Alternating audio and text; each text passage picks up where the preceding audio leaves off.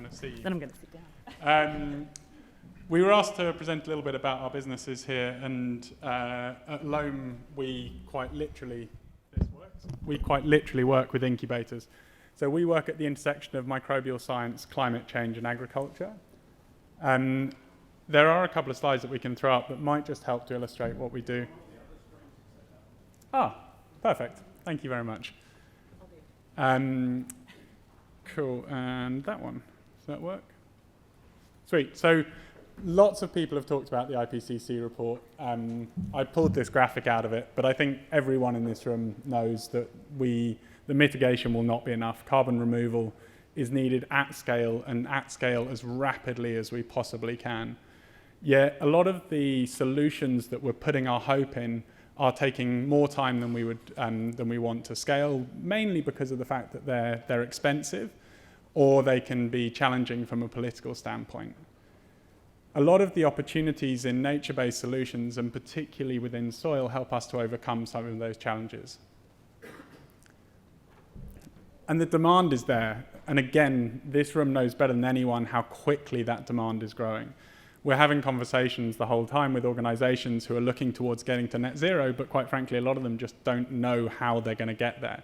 They've put these targets out there, there's a wonderful CEO statement around it, and then there's a team somewhere in the background who's desperately scrabbling to try and figure out how they can get the volume of removals that they have promised to get, and to be able to do so in the timeframes they've promised to do it.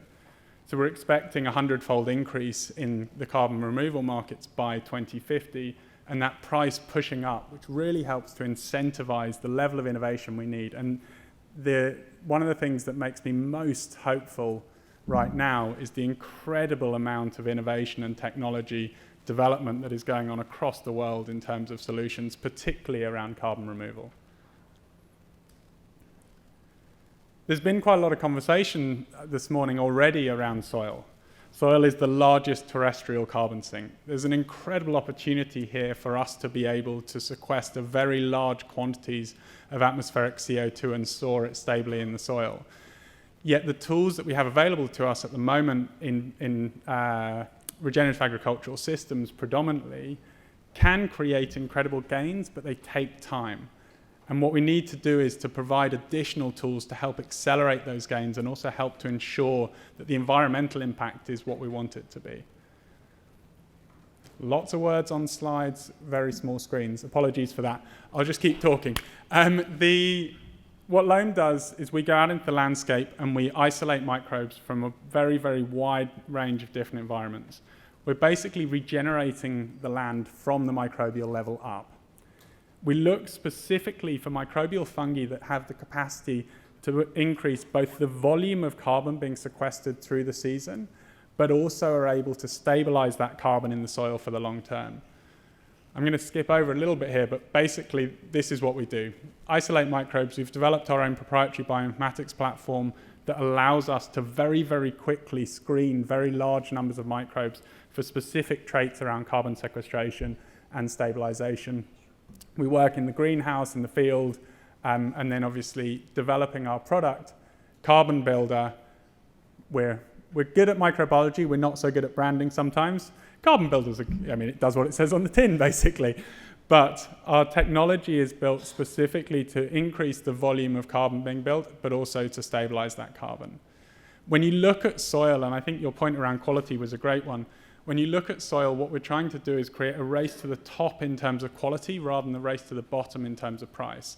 And what we've done at Loam is to help provide a better understanding of how specific microbial organisms are able to store carbon in ways in the soil that last for longer periods of time.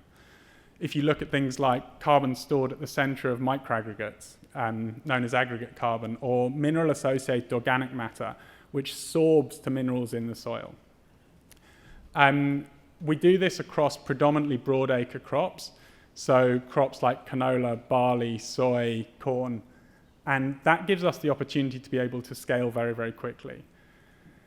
Often I talk about this with a reference to DAC, direct air carbon capture and storage. Everyone in this room is going to be aware of it. Big fans on scaffolding, suck CO2, scrub that CO2 chemically or through other means, and then store it underground. Now, if you imagine every plant like a fan stuck on its end, It's constantly sucking in CO2, that's converted into sugars through photosynthesis. Those sugars are released in the soil, they're broken down and cycled through the atmosphere. In the same way as DAC, what we need to do is we just need to work out how we can scrub that. But the difference is that we have a global infrastructure available to us. On average, with wheat, for example, we plant 1 million wheat plants per hectare. So we've got 1 million fans per hectare already sitting there. We crop about 1.5 billion hectares of land worldwide. What this means is that we can get to a scale of gigatons in a matter of years rather than decades, and we can do so in a way that we ensure that carbon is going to reside there for the long term. I'll skip over this and jump here so that we don't take too much time. Second crop is Loam's platform for delivering this to the market. So we work directly with farmers to help them to create the infrastructure required to create the highest possible quality of carbon credits and to have them be rewarded for that. Liz said it this morning, and it's really important. This is not about a moral imperative. This is about an economic value for those farming businesses. And what we do at Loam, by increasing the quantity of carbon we can sequester and commanding a higher price because the quality of carbon assets that we can create, is increase that economic value for those farmers very directly. Cool, that's me.